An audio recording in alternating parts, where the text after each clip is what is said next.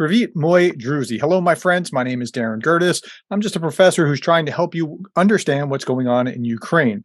Today, I have with me very briefly Poland's Consul-General in New York. His name is Adrian Kubutski. Did I pronounce that right? Sometimes I slaughter that. Very close, Very close. 95%. Okay. We have him only very briefly, and then I'm going to have him back next week to talk about some bigger issues as far as like the counteroffensive that's coming up and that kind of thing. But very briefly, we're going to get a sense of what happened in Moscow with the drone strike. So welcome, Adrian. What can you tell us? What's your perspective or sense about what's going on? Well, our perspective is that we stick to the comments and statements made by our allies and partners and friends from Ukraine. So given those two perspectives, obviously Russian accusations and the explanation that was provided by the Ukrainian, we obviously tend to believe Ukrainian side. But there are a couple of layers that we can look at it. First of all, this is in a way a game changer. For the first time, whoever organized it, we saw some counteroffensive taking place in Russia. If this part of Russian propaganda is true and it was really scheduled, planned to target Putin's life, this must be very disturbing for the Kremlin, which is in a sense obviously a good news for us.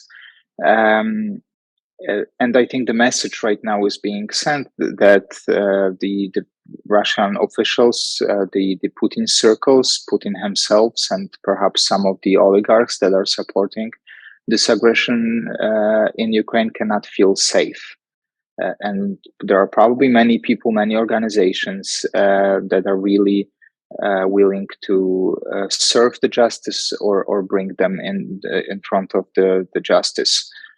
So I think that overall it changes the perspective. And now, obviously, there is also a possibility that Russia might use it as a part of their propaganda. I don't know if they are capable of using that as an excuse to escalate the war, because it seems that they run out of resources. So I don't really see this and I don't really see that they really need an excuse anymore to do whatever they want to do. But if they want to use that as in the propaganda aspect, I think we have to be very cautious and to observe it very carefully. What are the next steps being taken? We only hope that it will not result with increase the volume of the brutality of their actions. We understand that they're not capable of achieve any major progress, but we hope that this will not take more civilian lives, the innocent lives, because this is something that is the most outrageous in that ongoing conflict.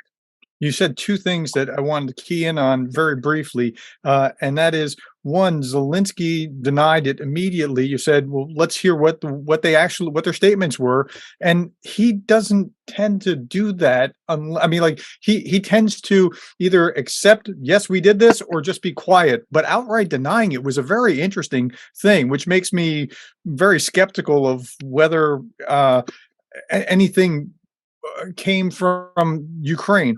The other side is that I read RT and TASS and Pravda regularly, and this looks just like Russian propaganda as far as I can see, and they're going to make lots of hay out of it. So I don't know. The facts will come out over time, and we'll see that. But thank you for your take on that. We will be talking again on Monday. And when we talk on Monday, we'll be talking about the counteroffensive writ large, like what this is going to look like, why allies must support, and you'll hopefully give us and the viewers some insight on a bigger sense from the Polish perspective, from that whole region, the Polish and Poland and the Baltic states, their perspective of why they've been so squarely in Ukraine's corner. And I hope that my viewers will watch that on Monday. Thank you for your time, and we'll see you then. Thank you.